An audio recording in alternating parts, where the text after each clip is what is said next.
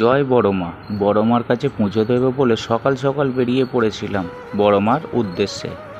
তাই তো ওখানে সকাল সকাল পৌঁছে গেছিলাম। আর কি বলবো বন্ধুরা, পূর্ণিমা তিথিতে রবিবার, তার ওপরে হলিডে ছিল। আর কি বলবো, মানে তোমরা বিশ্বাস করতে পারবে না, এই যে লাইনটা দেখছো, আমি ফাস্ট ফরওয়ার্ড করে দিয়েছি, এটা 5 মিনিট ধরে আমি ভিডিওটা করেছি। তা সত্ত্বে যারা গেছো তারা লাইনটা শেষ পর্যন্ত দেখে বুঝতে পারবে যে আমরা কোথায় লাইন দিয়েছিলাম।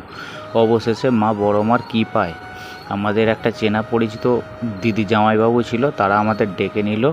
তা ডেকে নিতে তাও কি বলবো তোমাকে, 2-3 হাজার লোকের মানে ছাড়িয়ে গিয়ে আমরা এগিয়ে চলে গেছিলাম। এবার দেখো না, যাচ্ছি। উফ, কী বলবো, যারা গেছো সেই সপ্তাহে তারাই জানো আর তারাই বলতে পারবে। আর কমেন্টে অবশ্যই কিন্তু জয় বড়মা লিখে কমেন্ট করো। অবশেষে কি বলবো বন্ধুরা, সেই দিদি জামাইবাবুদেরও খুঁজে পাচ্ছিলাম না।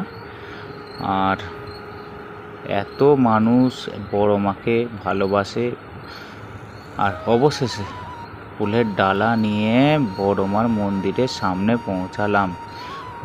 মিনিমাম 4 ঘন্টা তো লাইন দিয়েছি। তারপর যখন মন্দিরের ভিতরে প্রবেশ করলাম, বড়মার মুখটা দেখে তো বলবো 4 ঘন্টার যে কষ্টটা সেটা ভুলে গেছি।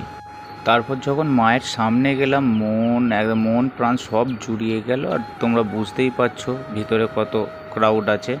তারপরে এই যে মায়ের মূর্তিটা তোমরাও দর্শন করে নাও, আমি তো দর্শন করেছি। আর কমেন্টে অবশ্যই লেখো কিন্তু জয় বড়মার জয়।